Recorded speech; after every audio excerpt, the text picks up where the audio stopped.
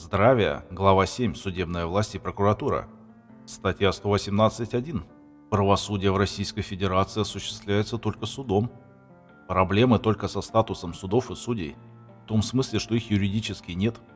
Но эту тему принципиально разворачивать не стану. Если ты человек, то сам до всего этого дойдешь. А физлицам эту информацию знать негоже. 2. Судебная власть осуществляется посредством конституционного, гражданского, арбитражного, административного и уголовного судопроизводства. 3. Судебная система Российской Федерации устанавливается Конституцией Российской Федерации и Федеральным конституционным законом.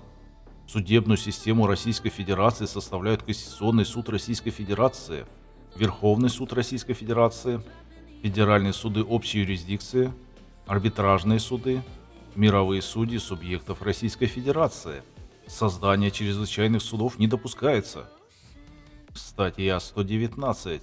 Судьями могут быть граждане Российской Федерации, достигшие 25 лет, имеющие высшее юридическое образование и стаж работы по юридической профессии не менее 5 лет, постоянно проживающие в Российской Федерации, не имеющие гражданства иностранного государства, либо вида на жительство или иного документа, подтверждающего право на постоянное проживание гражданина Российской Федерации на территории иностранного государства.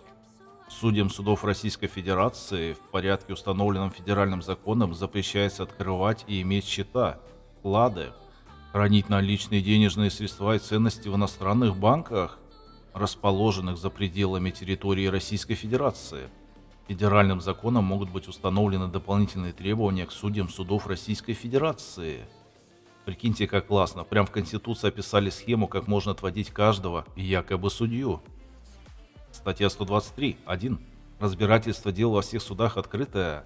Слушание дела в закрытом заседании допускается в случаях, предусмотренных федеральным законом. Короче, если чудо в черной сорочке запрещает съемку, ссылаться сюда. Пусть обосновывает. Причем это все английские коммерческие суды, призванные разводить интересы физлиц. Главный тут вопрос, может ли их суд судить человека. Нижние, может, и ответят, как хотят, но верхние точно шарят в вопросе. Поймите, мы находимся в условиях запредельной клоунады. Это все работает, потому что стадо запредельно тупое. Можете начинать писать комменты, мол, чего ты нас унижаешь. Ну, как вы любите. 2. Заочное разбирательство уголовных дел в судах не допускается, кроме случаев, предусмотренных федеральным законом. Сейчас очень любят заочно навешать долгов или еще чего. Следует читать ФЗ. 3. Судопроизводство осуществляется на основе состязательности и равноправия сторон. Даю подсказку. Следует читать ФЗ о судах и судьях. Там также много чего интересного. Статья 125.1.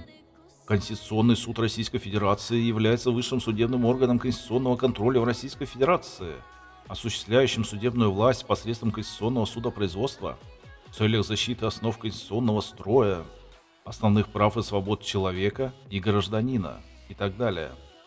Опять видим, что есть человек и есть гражданин. Конституционный суд – финальная точка по защите прав человека.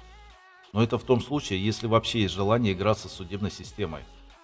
С моей точки зрения, необходимо как можно меньше внимания тратить на систему и взаимодействие с ней.